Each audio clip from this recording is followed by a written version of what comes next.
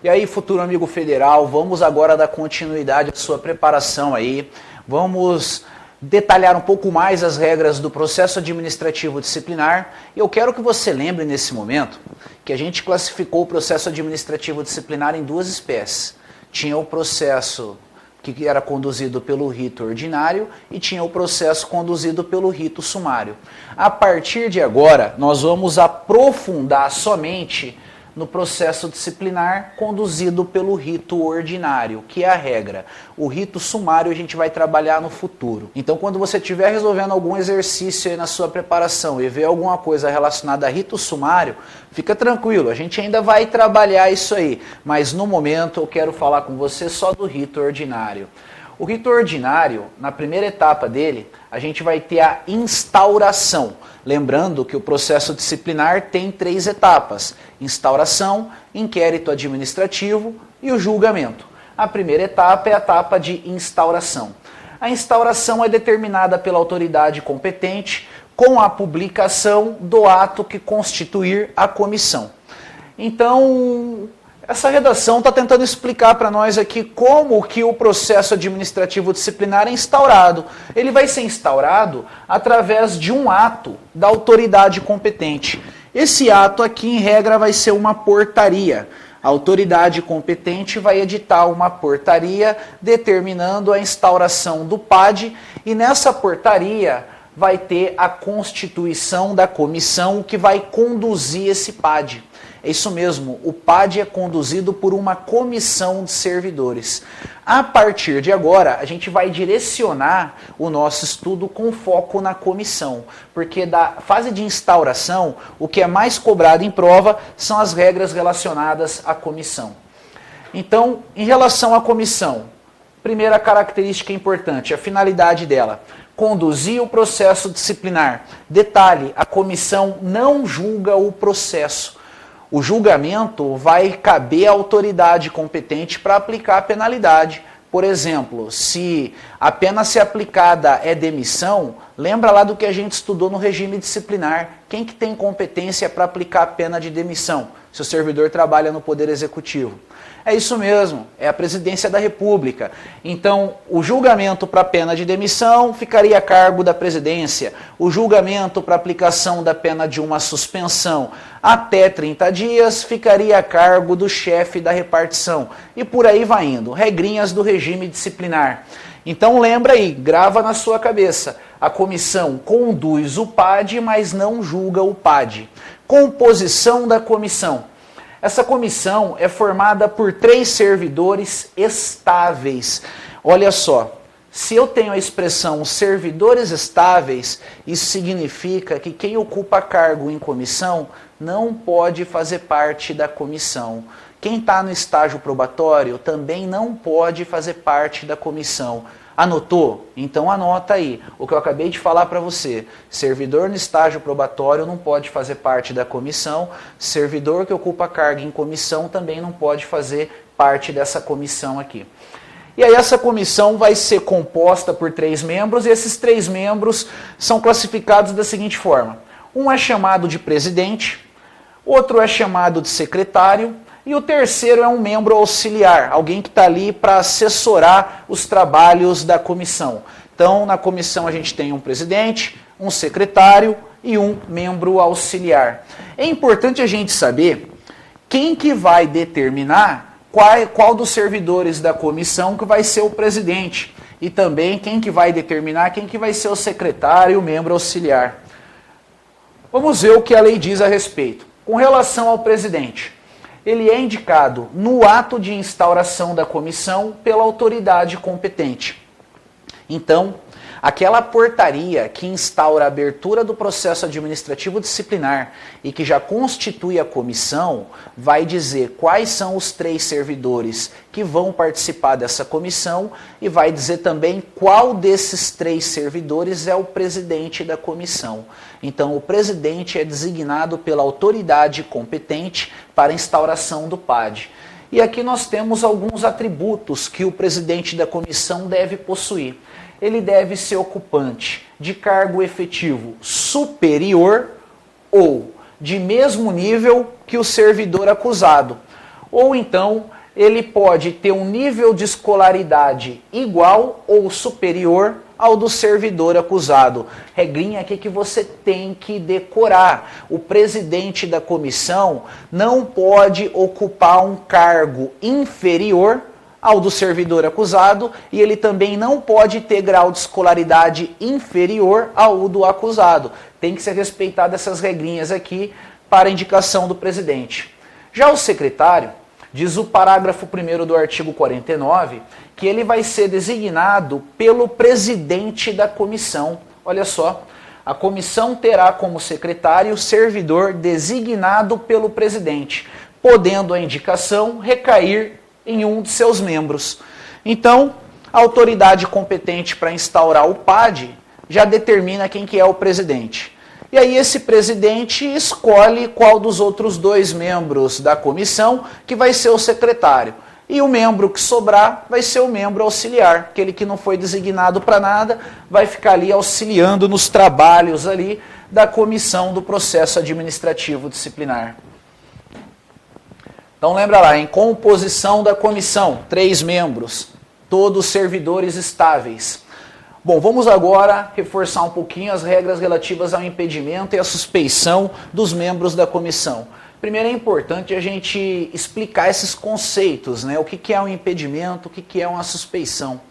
O impedimento ocasiona uma situação que realmente impede o servidor de fazer parte da comissão do processo. Quando o servidor é impedido, ele está proibido, ele não pode fazer parte daquela comissão. Já em caso de suspeição, o servidor pode ou não fazer parte daquela comissão. A gente pode dizer assim, que existe uma situação que seria melhor evitar. Era bom se afastasse aquele servidor do processo, mas isso não necessariamente obriga o afastamento do servidor do processo. Aqui a gente está falando dos servidores que fazem parte da comissão, muito importante. Essas regrinhas aqui, a princípio, não tem nada a ver com o acusado. Então, os membros da comissão, em caso de impedimento, eles não podem mesmo participar de comissão nenhuma. O membro tem que sair fora e entra outro no lugar. Em caso de suspeição, o membro pode ou não ser afastado. A respeito do assunto, o parágrafo 2º do artigo 149 diz que não poderá participar de comissão de sindicância ou de inquérito cônjuge, companheiro ou parente do acusado, consanguíneo ou afim, em linha reta ou colateral, até o 3º grau. Regrinha que vai ter que decorar. Segundo a Lei 8.112, quem tem vínculo de parentesco com o acusado até o 3º grau não pode fazer parte da comissão. E por que isso? Isso porque se deixar um familiar fazer parte daquele procedimento que vai apurar a infração, pode existir a possibilidade aí desse servidor ele ser beneficiado de alguma forma pelo familiar dele que está fazendo parte da comissão ali. Então, para evitar essa circunstância, já impede a participação na comissão de qualquer parente do servidor até o 3º grau, certo? Agora, detalhe. Segundo a Lei 8.112, só tem essa hipótese de impedimento. Só que existem outras hipóteses de impedimento. Para falar dessas outras hipóteses de impedimento, a gente vai sair da Lei 8.112 e a gente vai falar um pouquinho de algumas regrinhas da Lei 9784 de 1999, que é a Lei do Processo Administrativo na esfera federal. Olha só para você se situar, vamos para as anotações então. Agora a gente saiu da Lei 8.112 e entrou na Lei 9784 de 99. Lembra lá do que essa lei trata? Ela trata de processos administrativos na esfera federal.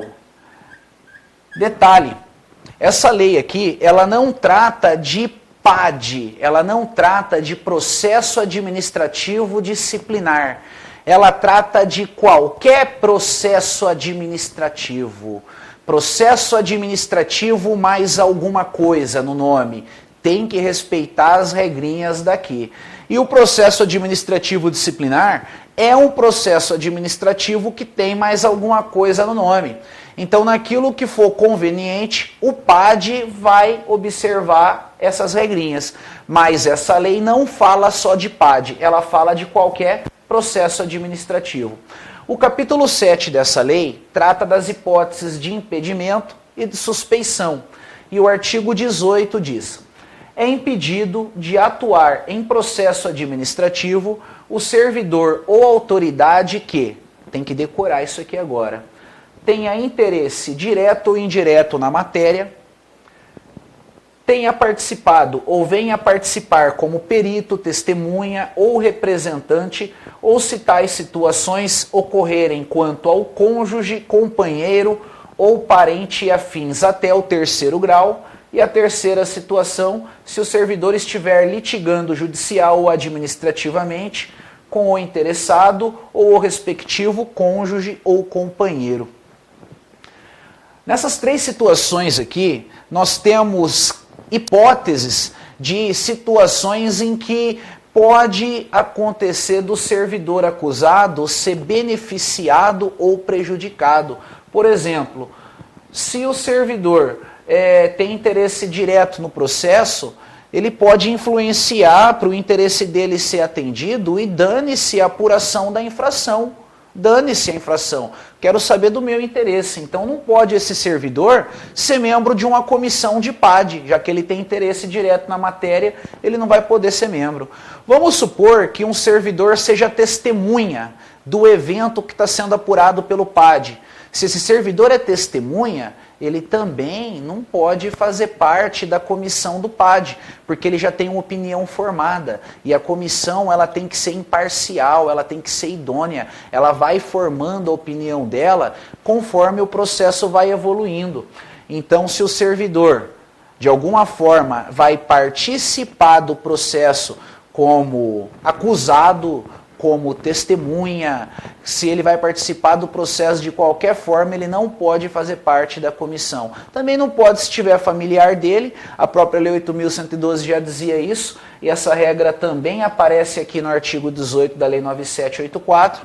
E por fim a gente tem a situação do servidor que tem um conflito judicial com o servidor que está sendo acusado, ou com algum parente do servidor acusado. Se existe conflito judicial entre um possível membro da comissão e o servidor acusado, esse possível membro da comissão já não é mais possível. Ele não pode mais fazer parte da comissão. Então nós temos aqui as 3 hipóteses de impedimento da Lei 9784. Decora isso aqui, que isso pode cair na sua prova, e se cair na sua prova, eu não quero que você erre. Então faz a tua parte aí. Bom, agora que a gente já sabe quando que acontece o impedimento, é importante a gente saber como que a autoridade impedida deve se portar diante de uma situação, né, que leva ao impedimento, já que a autoridade é impedida, então é claro, né, ela está numa situação que levou a esse impedimento. E como que ela tem que se portar? Aí o artigo 19 da Lei 9784 diz que a autoridade ou servidor que incorrer em impedimento deve comunicar o fato à autoridade competente, abstendo-se de atuar. Então, aquele impedido tem que se abster de atuar. Ele que tem que invocar o impedimento dele. Eu sou parente de fulano, então eu não posso participar do processo. Ele não pode deixar para os outros alegarem o impedimento. É ele mesmo que mostra o impedimento. E ele vai ter que comunicar essa situação à autoridade competente. A omissão do dever de comunicar o impedimento constitui falta grave para efeitos disciplinares. Isso aqui também é muito importante, decora lá. Se cai na tua prova lá que o servidor impedido não declarou que estava impedido, ele não pratica infração leve nem média, ele pratica infração grave. É desse jeito que vem na prova, fala que a infração é leve, que a infração é média. Negativo. Infração grave, afinal de contas ele tem o dever. Então a omissão gera uma infração. E o artigo 20 finaliza aqui a nossa observação nas disposições da Lei 8.420. E o artigo 20 finaliza aqui as nossas observações a respeito da Lei 9784. Ele vai dar uma ênfase na suspeição. Agora vamos esquecer impedimento e vamos pensar em suspeição. Pode ser arguida a suspeição de autoridade ou servidor que tenha amizade íntima ou inimizade notória com alguns dos interessados ou com os respectivos cônjuges, companheiros, parentes e afins até o 3º grau. Bom, a suspeição é bem simples para você matar ela. Para você matar ela, você se apega em 2 palavras: amizade ou inimizade. Não interessa de quem com quem. Se tiver amizade ou inimizade, seja do servidor membro da comissão com o acusado ou com parentes do acusado, já é o suficiente para esse possível membro da comissão ser considerado suspeito aí. Lembrando que em caso de suspeição, ele não é impedido de participar do processo, mas ele pode vir a ser impedido. Então a gente pode entender que em caso de impedimento, existe uma proibição, e em caso de suspeição, não tem uma proibição, tem só uma cautela maior com relação ao caso ali, para evitar que no futuro seja ali alegada alguma influência da parte, evitar problema no processo, né? Bom, a gente pegou aqui para aprofundar o assunto impedimento de suspeição, saímos da Lei 8.112 e viemos para a Lei 9.784, mas lembrando, nosso objetivo é estudar a Lei 8.112. Então a gente volta agora para a Lei 8.112, é isso mesmo. Saímos da 9.784 e voltamos para a Lei 8.112. E aí a Lei 8.112 nos mostra outras regrinhas relativas à comissão. Vamos analisar essas redações aqui. Primeiro, o artigo 50. A comissão exercerá suas atividades com independência e imparcialidade, assegurado o sigilo necessário à elucidação do fato ou exigido pelo interesse da administração. Então, bom, aqui nós temos 3 princípios que orientam a atuação da comissão. Primeiro princípio, princípio da independência. A comissão é independente. Segundo princípio, princípio da imparcialidade. A comissão ela não pode prejudicar nem privilegiar ninguém. Ela tem que ser imparcial. E terceiro princípio, o trabalho da comissão é sigiloso, não é público. Por que isso? Ele é sigiloso porque o sigilo é importante para elucidar aquilo que está querendo ser elucidado. Para conseguir apurar a infração, às vezes aquela investigação sigilosa na surdina, ela tem muito mais efeito e eficácia do que a investigação pública, que todo mundo fica sabendo o que está acontecendo. Então a gente tem uma investigação sigilosa. Esse sigilo é necessário à elucidação do fato e também ao interesse público. As reuniões e as audiências das comissões terão caráter reservado. Então, anota aí que as reuniões e as audiências das comissões não são públicas, elas são reservadas, não são públicas. O parágrafo 1º do artigo 152 diz que sempre que necessário, a comissão dedicará tempo integral aos seus trabalhos, ficando seus membros dispensados do ponto até a entrega do relatório final. Vamos dar uma ênfase aqui nesse parágrafo 1º do 152. O trabalho da comissão termina com a confecção do relatório. Até que o relatório seja confeccionado, os membros da comissão, eles podem se afastar das suas atribuições do dia a dia para desempenharem integralmente os trabalhos da comissão. Então, quando o servidor está fazendo parte de uma comissão de PAD, pode ser necessário que ele dedique tempo integral aos trabalhos da comissão. Se ele vai dedicar tempo integral aos trabalhos da comissão, então é claro, não vai sobrar tempo para ele fazer o trabalho dele. E a situação é regulamentada. Está lá no parágrafo 1º do artigo 152. E aí o parágrafo 2º do mesmo artigo diz que as reuniões da comissão serão registradas em atas que deverão detalhar as deliberações adotadas. Ou seja, tudo que a comissão fez vai ser documentado. O documento produzido em decorrência do trabalho da comissão é a chamada ata. Então nós temos aqui que a comissão registra o trabalho produzido através das atas. Agora que nós já vimos as regrinhas relacionadas à instauração do PAD, aprofundando no que mais interessa, que é a comissão e as regras relacionadas a essa comissão, nós vamos avançar aí para a próxima fase do processo administrativo disciplinar, que é a etapa do inquérito administrativo. A respeito do inquérito, nós vamos começar fazendo uma análise da redação da lei, a começar pelo artigo 153, que diz que o inquérito administrativo obedecerá ao princípio do contraditório, assegurado ao acusado ampla defesa, com a utilização dos meios e recursos admitidos em direito. Olha só, cuidado, viu? Principalmente se você está estudando para a área policial. Para quem não está estudando para a área policial, tranquilo. Mas para quem estuda para a área policial tem um problema do seguinte: eles estudam inquérito policial e aprende que o inquérito policial não tem contraditório e nem ampla defesa. Mas aqui a gente está falando é do inquérito administrativo. Inquérito administrativo tem, esse aqui tem contraditório e tem ampla defesa. Então cuidado para não confundir. Relacionado ao processo administrativo disciplinar, o que não tem contraditório e ampla defesa é só a sindicância, quando ela não vai aplicar a punição, quando ela serve só para apurar. Porque até a sindicância, se for aplicar algum tipo de punição, vai ter que garantir ao servidor acusado o contraditório e a ampla defesa. Então não vai confundir, hein? Inquérito policial não tem contraditório e ampla defesa. Inquérito administrativo tem.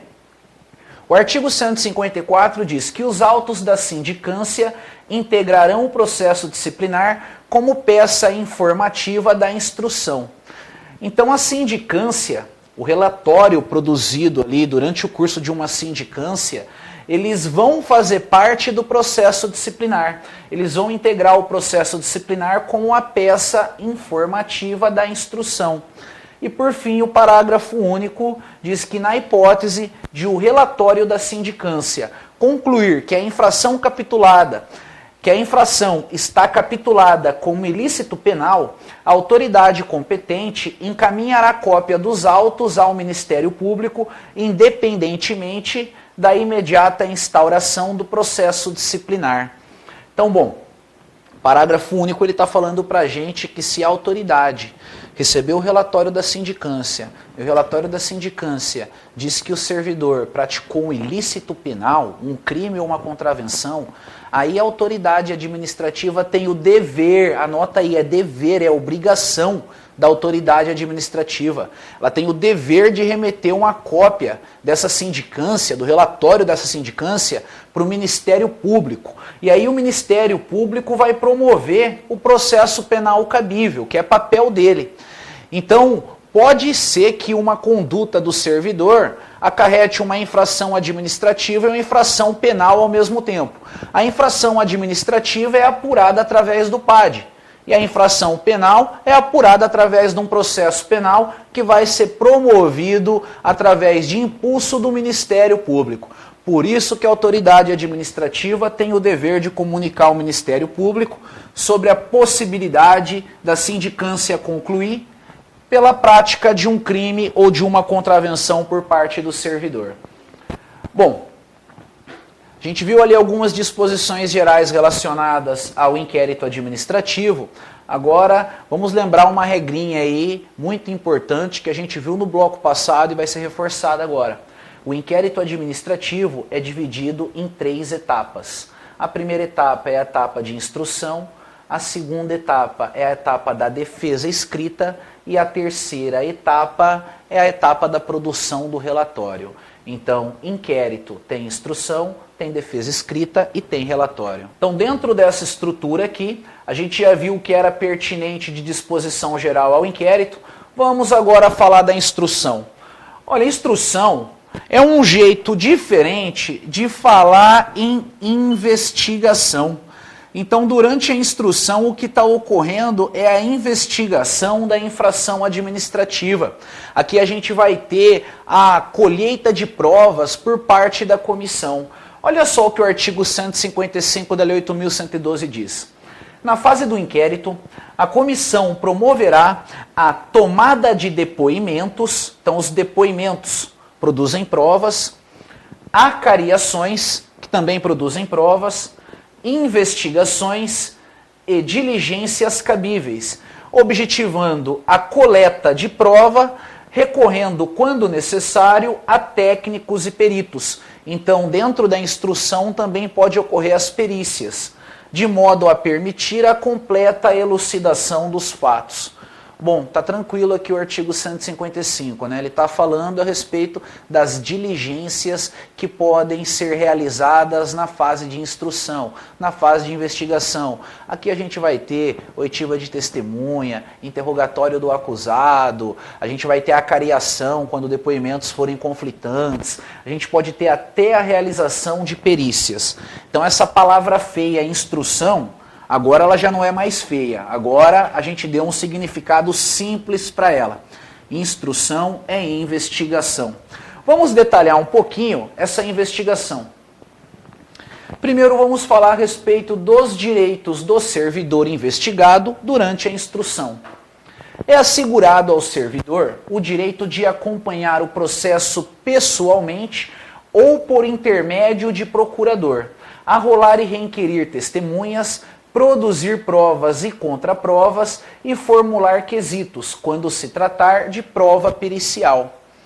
Então o que a gente vê aqui é que o servidor ele pode ter uma participação ativa no processo, ele pode acompanhar a produção de provas, se vai ter uma oitiva de testemunha, ele pode acompanhar essa oitiva de testemunha, ele pode até fazer pergunta para as testemunhas, e inclusive ele pode se fazer representar por um procurador no processo. O procurador seria o advogado, o servidor poderia ser representado por um advogado. Agora, detalhe importante, o servidor pode ter advogado no processo, mas ele não é obrigado a ter advogado. Ele vai ter advogado se ele quiser. E eu já vi tanta questão de prova cobrando isso. O servidor é obrigado a constituir advogado no curso de processo administrativo disciplinar. Está errado, ele não é obrigado a constituir advogado não, ele pode ter. O importante aqui é a gente focar nos direitos dele. O servidor tem o direito de acompanhar a produção de provas e de produzir suas próprias provas.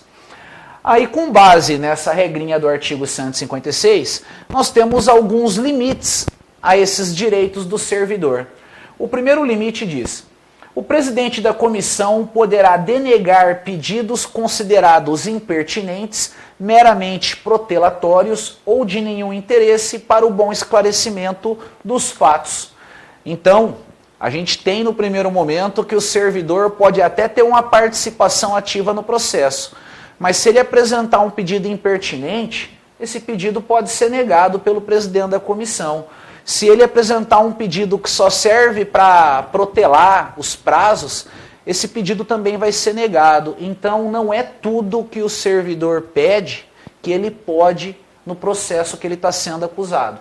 E aí o parágrafo 2º, também trazendo limite ao direito do servidor, diz que será indeferido o pedido de prova pericial quando a comprovação do fato independer de conhecimento especial de perito. Regrinha até lógica essa, né? Se não precisa do conhecimento de um perito para comprovar o fato, não tem por que fazer uma prova pericial. Bem lógica essa regra aqui. Bom, então a gente vê que o servidor ele tem direito de autorrepresentação, mas o direito dele não é absoluto. Agora, vamos falar das testemunhas, ainda dentro da fase de instrução. Primeiro, é importante você lembrar que testemunha é quem teve uma percepção sensorial da infração. É quem viu, é quem ouviu a infração acontecendo. Não é quem praticou, hein? Aqui a gente tem uma testemunha. Quem viu, ouviu, ou por algum outro meio tomou conhecimento da infração. A respeito da testemunha, vamos começar falando da intimação delas. As testemunhas serão intimadas a depor mediante mandado expedido pelo presidente da comissão, devendo a segunda via, com o ciente do interessado, ser anexado aos autos. Então a gente conclui aqui que a intimação é feita em duas vias. Quem faz a intimação é o presidente da comissão. Uma via é entregue para o intimado e a outra via vai ser anexada nos autos. Na sequência a gente tem: se a testemunha for servidor público, a expedição do mandado será imediatamente comunicada ao chefe da repartição onde o servidor serve, com a indicação do dia e hora marcados para inquirição. Então essa regrinha do parágrafo único é só no caso da testemunha ser servidor. Se a testemunha é servidora pública, aí o chefe dessa testemunha tem que ser comunicado a respeito da oitiva dela. Por que isso? Porque no dia que ela for prestar o seu depoimento, a testemunha vai ter que faltar no trabalho. E o chefe da testemunha, sabendo que a testemunha vai faltar no trabalho, ele vai poder organizar melhor o serviço público naquele dia. Ele vai poder planejar melhor o dia a dia dele. Então, por isso que a intimação do servidor testemunha tem que ser comunicado ao superior desse servidor. Então, vimos aqui como que funciona a intimação da testemunha, seja ela servidor ou não. E agora vamos para o depoimento. O depoimento será prestado oralmente, via oral, só que ele vai ser reduzido a termo. Então a testemunha vai falar oralmente e o que ela falar vai ser passada por escrito. E aí depois a testemunha assina. Não tem testemunho por escrito. Não sendo lícito a testemunha trazê-lo por escrito. A testemunha não pode levar o depoimento dela já escrito, não. Ela vai falar na hora. Com base no que ela falar na hora, é que vai ser produzido um documento escrito que ela vai assinar. As testemunhas serão inquiridas separadamente. Então, quando a gente tem várias testemunhas, primeiro houve uma, depois outra, depois outra. E na hipótese de depoimentos contraditórios ou que se infirmem, proceder-se-á à acariação dos depoentes. Então, se por acaso uma testemunha está falando uma coisa, outra testemunha está falando outra, pode fazer a acariação delas para ver, ou pelo menos para tentar ver, qual delas é que está falando a verdade ali. Então, a gente tem também essa possibilidade aí no curso da oitiva das testemunhas, que é a acariação. E seguindo aqui a instrução, depois da oitiva das testemunhas, aí a gente vai ter o interrogatório, que é a oitiva do servidor acusado. Cuidado para não confundir. Quando falar em interrogatório, não está ouvindo testemunha. Aqui está ouvindo é o servidor acusado. Não tem mais nada a ver com testemunha. A testemunha é outra coisa. Então, a respeito do interrogatório, a gente tem que, concluída a inquirição das testemunhas, a comissão promoverá o interrogatório do acusado, observados os procedimentos previstos nos artigos 157 e 158. Então, aqui esses procedimentos previstos nos artigos 157 e 158 são os que a gente acabou de falar a respeito da testemunha, que o depoimento tem que ser prestado oralmente, mas vai ser passado a termo, a mesma coisa aqui na oitiva do acusado. Ele vai prestar o seu depoimento oralmente e aí esse depoimento vai ser passado a termo. Ele não pode levar o depoimento dele já pronto, não. No caso de mais de um acusado, cada um deles será ouvido separadamente e sempre que divergirem suas declarações sobre fatos ou circunstâncias, será promovida a acariação entre eles. Então, olha só, pode ter acariação entre acusados. Se a gente tiver mais de um acusado no processo, é igual fez com as testemunhas. Houve um acusado de cada vez. Mas se os depoimentos forem divergentes, aí dá para ouvir os dois acusados ao mesmo tempo. Põe eles lá em acariação, para eles confrontarem os fatos e a gente descobrir qual deles é que está falando a verdade. E o parágrafo 2º diz que o procurador do acusado poderá assistir ao interrogatório, bem como a inquirição das testemunhas, sendo-lhe vedado interferir nas perguntas e respostas, facultando-se-lhe, porém, reinquiri-las por intermédio do presidente da comissão. Então a gente vê aqui que o advogado do servidor, se ele tiver um advogado, um procurador, esse advogado ele vai poder assistir o interrogatório e também a oitiva de testemunha. Só que ele não pode interferir durante o interrogatório. é vedado a ele fazer as perguntas, ele só ouve o que está acontecendo. Se esse procurador quiser fazer alguma pergunta, ele tem que dirigir a pergunta dele para o presidente da comissão, aí o presidente da comissão faz a pergunta para a testemunha ou para o servidor acusado, se for o caso de interrogatório, e aí o servidor ou a testemunha responde. Então a gente nota que o advogado pode participar do procedimento, mas ele não pode participar diretamente fazendo perguntas para aqueles que estão depondo.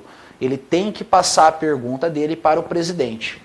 Bom, então a gente acabou de falar aqui a respeito do interrogatório, trabalhando ainda as regrinhas relacionadas à instrução do processo. Pode acontecer de no curso da instrução a comissão ficar desconfiado da sanidade mental do servidor. Esse servidor está meio doido da cabeça. Às vezes até a defesa do servidor alega que ele está meio doido da cabeça ali para ele conseguir a absolvição. Então a gente pode ter um incidente de sanidade mental. Esse incidente de sanidade mental tem o objetivo de apurar se o servidor está bom ou não da cabeça. Se ele não tiver bom da cabeça, com certeza ele vai poder ser absolvido, né? Agora, se ele tiver bom da cabeça, aí cai por água abaixo ali a tese de que ele está com algum problema mental. A respeito do incidente de sanidade mental, diz o artigo 160 da Lei 8.112. Quando houver dúvida sobre a sanidade mental do acusado, a comissão proporá à autoridade competente que ele seja submetido a exame por junta médica oficial, da qual participe pelo menos um médico psiquiatra. Então, esse incidente de sanidade mental, ele é conduzido por uma junta médica oficial. Aqui não é junta médica particular e nem é um médico só. É uma equipe médica, tem que ser mais de um. Junta médica é um grupo. E esse grupo, nele tem que ter pelo menos um médico psiquiatra. Não pode um médico psiquiatra só substituir a junta médica oficial. Tem que ser uma equipe e nessa equipe tem que ter um psiquiatra. O incidente de sanidade mental será processado em auto apartado e apenso ao processo principal após a expedição do laudo pericial. Bom, aqui a gente tem uma regrinha decoreba mesmo relativa ao incidente de sanidade mental, que ele vai ser processado em auto apartado e apenso ao processo original, processo principal. E aí, para finalizar, o último ato da instrução que a gente vai ter aqui é o indiciamento do servidor acusado, caso a instrução tenha levado a entender que ele realmente praticou a infração. Então, aqui, último ato da instrução, indiciamento do servidor, que vem descrito lá no artigo 161. Tipificada a infração disciplinar, será formulada a indiciação do servidor com a especificação dos fatos a ele imputados e das respectivas provas. Então, a indiciação é um ato motivado. É motivado porque no ato de indiciação vai ter que colocar lá o porquê que está indiciando o servidor. O que faz a comissão entender que foi tipificada uma infração disciplinar. Especifica os fatos e também as provas ali que vão fundamentar essa indiciação. E é isso aí. Nesse nosso bloco a gente fica por aqui. A gente concluiu a parte da instrução, mas a gente ainda tem muito o que falar. A gente ainda tem que falar dentro do estudo do inquérito administrativo a respeito da fase de defesa, a gente tem que falar também a respeito do relatório, ainda tem o julgamento e depois a revisão do PAD. Então agora eu passo a bola para você, deixo você com as suas anotações e revisões e aguardo você para que no futuro a gente possa finalizar o estudo do processo administrativo disciplinar. Até mais e bons estudos!